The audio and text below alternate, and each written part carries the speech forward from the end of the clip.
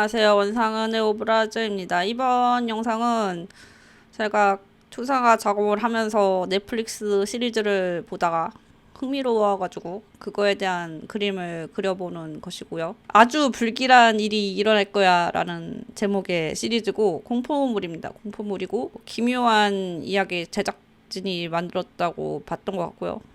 그래서 거기 장면 중에 신부가 결혼하는 신부, 그 신부가 하얀 웨딩 드레스가 다 피범벅이 돼가지고 있는 그런 장면이 나오거든요. 근데 그 장면이 되게 인상적이었어. 그래서 중요한 장면이기도 하고, 그래서 그거 그냥 기억에 따라 그려보는 그런 작업입니다. 그냥 이게 내가 집중해서 본 시리즈는 아니고 그림 그리면서 틀어놔가지고 보다 말다 하면서 들으면서 뭐 그냥 있었기 때문에 이제 인상적이었지만은 정확한 기억인지는 모른다. 하여튼 내가 생각나는 대로 그려보는 그런 그림입니다. 스프레이 브러쉬로 좀 심플하게 그리려고 해가지고 그렇게 그렸고, 그리고 스프레이 브러쉬 써가지고 이런 식으로 그릴 때는 색깔 선택이 좀 중요하고 색깔을 좀 최소한으로 쓰는 게 중요해요. 왜냐면은 색이 너무 많아지면은 좀 정신 없어져. 좀 촌스러워지기도 하고. 그래서 이거 색깔을 골라놨다가 이게 아니야 이 색이 아니야 하면서 이렇게 중간에 수정한 게 많아가지고 그렸던 배경 그냥 지우기도 하고 그래가지고 잘라먹은 게 많습니다. 하얀 드레스나 막 드레스 입고 피에 젖은 그런 비주얼이 인상적인 영화들이 몇 개가 있는데, 옛날 70년대 영화 중에 캐리라는 영화가 있어요. 캐리는 리메이크도 된데 리메이크판은 안 봤는데 어쨌든 보고 싶다면은 오리지널을 추천드림. 하여튼 거기서 여주가 제일 유명한 장면인데, 프롬에서 애들이 속여가지고 무대에 올라갔는데 피를 뒤집어 쓰는 장면이 있거든요, 온몸에. 그래서 그 드레스를 입고 피범벅이 된 그 장면이랑 또 비슷하게 생각나는 장면이 여왕마고에서, 여왕마고는 90년대쯤 영화인데 그게 아예 포스터 이미지인데 그 마고가 입을 하얀 드레스가 다 피로 젖어 있는 그런 장면이 있거든요. 그거는 이제 마고의 피는 아니고 마고의 오빠가 왕인가 그런데 그 독사를 당했나 그래가지고 온몸에서 피땀을 흘리면서 죽었는데 그 피가 묻은 그런 장면임. 하여튼 그거랑 또 최근 공포물 중에서는 레디오 낫이라고, 이것도 결혼식 공포물인데 거기서 이제 여주가 하얀 드레스를 입고 있었지만은 결국에는 온몸에 피를 뒤집어 쓰고 피범벅이 되어서 드레스가 정말 시뻘겋게 되는 뭐 그런 장면이 나와. 하여튼 그런 것도 생각나고, 그런 장면들을 제가 좋아하나 봐요. 여러 가지 생각나는 거 보니까. 그래서 이 시리즈에서도 이 여주의 하얀 웨딩드레스가 피로 물드는 게 상당히 중요한 장면이기 때문에 그거를 한번 그려보고 있습니다. 시리즈는 막 됐다 무섭지는 않고 그 저주받은 내용인데, 이제 스포가 들어가니까 그 시리즈를 보고 싶으신 분들은 그냥 스킵 소리 끄고 봐주시고요. 그냥 뭐 결부터 말하자면은 그 여자애가 저주받은 여자인 거예요.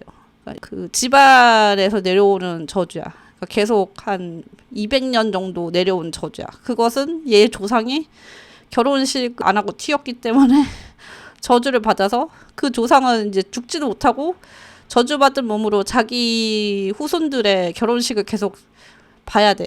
그리고 그 결혼은 자기 소울메이트와 결혼을 해야 되고, 그리고 결혼식이 해가 지기 전에 이루어져야 하고, 그렇지 않으면은 해가 지기 전에 결혼을 못한다. 그러면 그 저주가 상대방 집안으로 넘어가. 그리고 해가 지기 전에 결혼했는데 사실 상대방이 소울메이트가 아니었다. 그러면은 이제 이 저주의 당사자가 온몸에서 피를 쏟으면서 죽습니다. 그러니까 눈에서부터 모든 몸에서 막 피가 막 쏟아져 나와. 그래서 실제 이 여주의 엄마도 그렇게 죽었어요.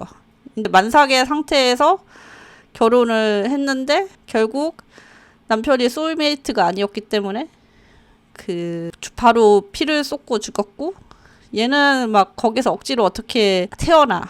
그러니까 억지로 애를 죽은 엄마 몸에서 끄집어낸 거죠. 잔인한 방법으로. 어쩔 수 없었지. 그래서 그런 저주받은 상태로 태어났는데 저주에 대해서 알게 되고 이제 그 저주를 풀려고 별짓을 다 하지만은 남편 되는 애가 그것을 믿지 않고 하다 보니까 결국 해지기 전까지 저주를 못 해가지고 그 저주가 남편네로 넘어가가지고 하객으로 왔던 그 집 자손들이 기혼인데 소울메이트와 결혼한 상태가 아니면은 그렇게 죽는 거예요. 그래서 결혼식이 피바다가 돼요. 막 그 남편 될 애 집안 사람들이 다 그렇게 막 죽어버려. 그 난리가 나서 오케이 다시 그 저주를 여자애한테 되돌렸는데 얘는 되살아나가지고 그 저주를 풀지 못하고 이 저주를 아는 채로 옛날 200년 전 첫 저주의 조상처럼 이제 이 후손의 결혼식을 목격해야 되는 이제 그런 몸이 돼버리는 거지.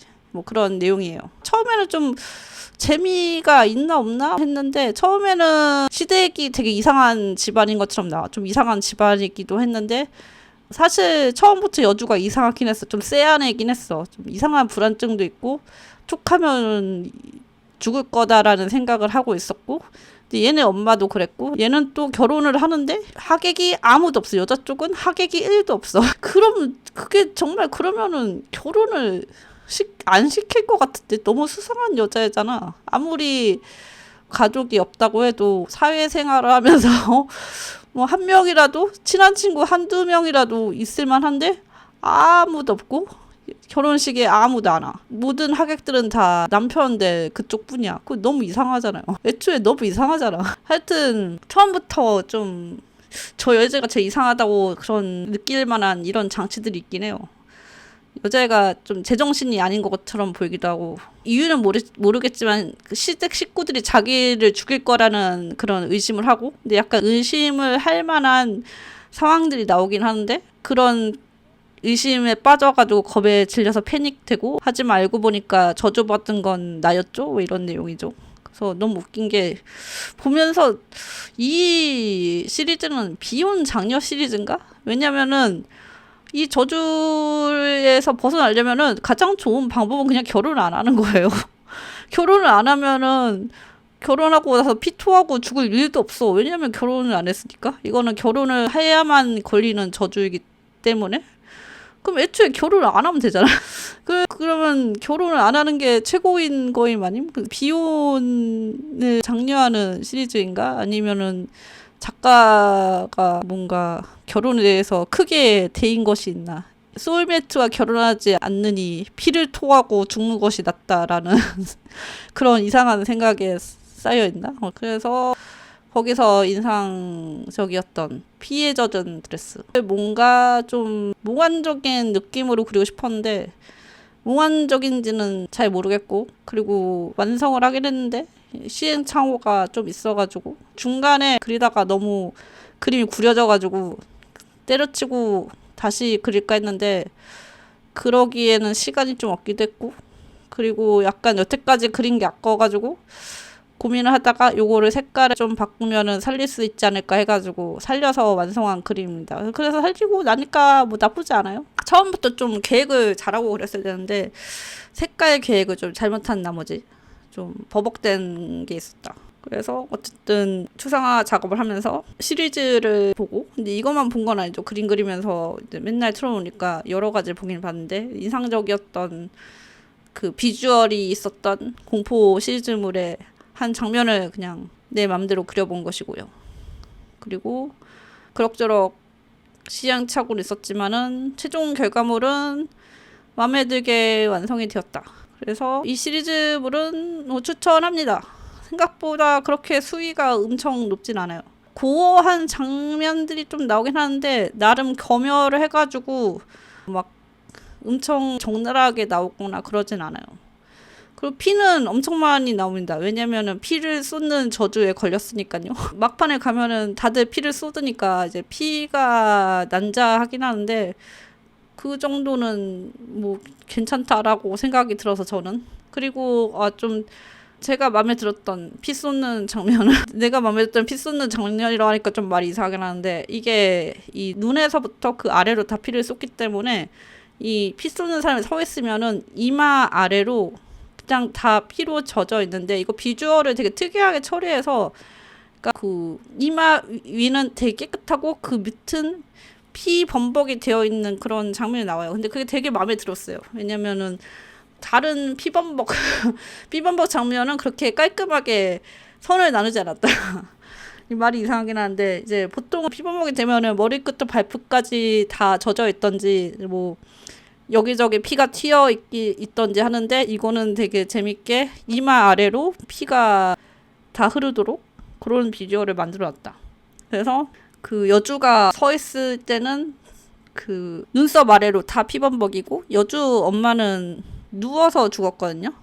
그래서 누워서 얼굴이 이렇게 누워 있으니까 그것도 피가 이렇게 세로로 흘러서 이마는 깨끗한데 그렇게 세로로 흐르는 피가 너무 재밌는 거야. 흥미로운 거야. 너무 뭐 말이 이상하긴 한데 그런 장면들이 흥미로웠다. 그래서 뭔가 피 흐르는 장면, 피 범벅이 되는 장면은 여기저기서 많이 봤지만 또 새로운 스타일의 피범벅이었다. 그런 감상이 있습니다. 그 외에는 후반부에 미쳐 돌아가지고 뭐 결혼 자기 죽는다니까 당연히 미쳐 돌아가겠지만은 막 감정이 격해져가지고 자기 약혼자랑 미친 듯이 싸우는 장면은 너무 피곤해가지고 스킵을 많이 했고요. 그러니까 저는 시끄럽게 막 서로 소리 지르고 싸우는 커플 같은 거는 별로 보고 싶지 않아서 그쪽은 스킵했고, 결론은 뭐 아주 완전 뻔하지 않게 좀 재밌게 끝났다. 그래서 공포물 좋아하신다면은 볼만한 작품이라 생각합니다.